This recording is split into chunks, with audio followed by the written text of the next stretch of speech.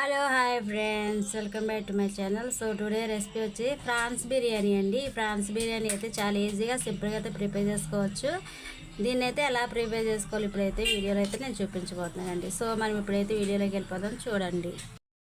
Hello hi everyone. So today recipe వచ్చేసి prawns biryani అండి. So ఈ ప్రాన్స్ బిర్యానీ అయితే ఎలా ప్రిపేర్ చేసుకోవాలని చూపించబోతున్నాను. ఫస్ట్ అయితే ప్రాన్స్ అయితే 1/2 kg వరకు అయితే తీసేసుకున్నాను. వీటిని అయితే నీట్గా క్లీన్ చేసేసుకొని తీసుకున్నానండి. ముందుగా అయితే దీన్ని గ్యాస్ పైన అయితే ఒక బనీ అయితే పెట్టేసుకున్నాను. దానిలో వచ్చేసి నేను 2 టేబుల్ స్పూన్ వరకు అయితే ఆయిల్ అయితే తీసేసుకున్నానండి. ఓకే, ఇందులో ఆయిల్ తీసుకున్న తర్వాత మనం ఇందులో ప్రాన్స్ని అయితే వేడి చేసుకోవాలి.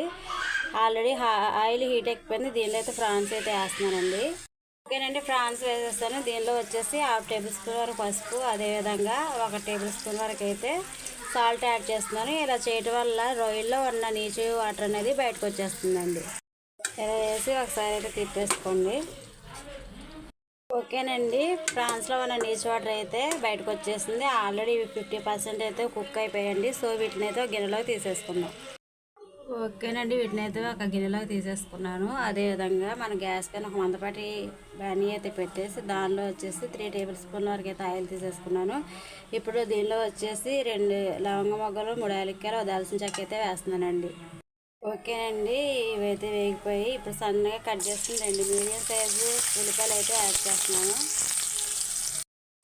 ఇవైతే బ్రౌన్ కలర్ వచ్చేంత వరకు మనం స్లోగా మీడియం ఫ్లేమ్లో పెట్టుకొని ఫ్రై చేసుకోవాలండి. ఓకేనండి, దీనిలో 2 పచ్చిమిరకాయలు అయితే వేసుకోవాలి. ఓకేనండి, ఆనియన్స్ అయితే ఫ్రై అయిపోయి దీనిలో వచ్చేసి నేను ప్రాన్స్ అయితే యాడ్ చేస్తున్నాను. యాడ్ చేసి కొంచెం ఫ్రై చేసుకోవాలి. దీనిలో ఉన్న వాటర్ అంతా కూడా ఫ్రై అయ్యేంత వరకు అయితే మనం ప్రాన్స్ని అయితే ఫ్రై చేసుకోవాలండి. ఓకేనండి, ఇలా ఆయిల్ తేలేటప్పుడు అయితే మనం ఇందులో ఒక 1/2 టేబుల్ స్పూన్ అయితే అల్లం వెల్లుల్లిపాయ పేస్ట్ యాడ్ చేసుకోవాలి. పచ్చివాసన పోయేంత వరకు అయితే వేయించుకోవాలండి. ఓకేనండి, అది కూడా అల్లం వెల్లుల్లిపాయ పేస్ట్ కూడా ఫ్రై అయింది. దీనిలో వచ్చేసి 2 టేబుల్ స్పూన్లు కారం అయితే యాడ్ చేసుకోవాలి. 1/2 టేబుల్ స్పూన్ అయితే పసుపు యాడ్ చేసుకోవాలండి. 1 table spoon biryani masala, 1 table spoon garam masala, అదేగా 1/2 టేబుల్ స్పూన్ ఉప్పు అయితే యాడ్ చేస్తున్నానండి. మొత్తం అయితే కలిపేసుకోవాలండి.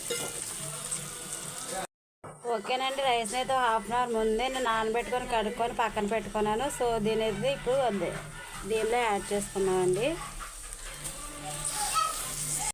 ఓకేనండి, బియ్యంలో అయితే రైస్ లేకుండా వేసుకోవాలి. ఒకవేళ రైస్ ఉంటే దీనిలో కుక్ అయ్యేంత వరకు అయితే ఉంచుకోవాలి. ఈ రైస్లో అయితే వాటర్ ఉంటే ఆ వాటర్ అంతా కుక్ అయ్యేంత వరకు అయితే ఇలాగే ఉంచుకోవాలండి. ఓకేనండి, కుక్ అయిపోయింది. సో నేనైతే ఈ గ్లాస్తో వచ్చేసి 2 గ్లాసులు రైస్ తీసుకున్నానండి. సో నేను 3 గ్లాసున్నర వరకు అయితే వాటర్ యాడ్ చేస్తున్నాను. ఇప్పుడు దీనిలో అయితే సాల్ట్ ఉందో లేదో చెక్ చేసుకోవాలండి.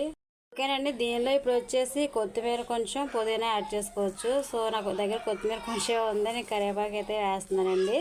మీ దగ్గర కొత్తిమీర ఉంటే కొత్తిమీర, పుదీనా కూడా వేసుకోవచ్చండి. మూత పెట్టేసి సిమ్లో అయితే ఉంచుకొని ఉడికించుకోవాలి. ఓకేనండి, ఫైనల్గా అయితే మన ప్రాన్స్ బిర్యానీ అయితే రెడీ అయిపోయింది. చాలా సింపుల్గా ఈజీగా అయిపోద్ది. సో మీరు కూడా అయితే ఒకసారి ట్రై చేయండి.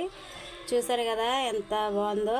టేస్ట్ కూడా సూపర్ అంటే సూపర్గా ఉంటుందండి. మీరు కూడా అయితే ఒకసారి ట్రై చేసి కామెంట్స్లో తెలియజేయండి. Okay friends, bye.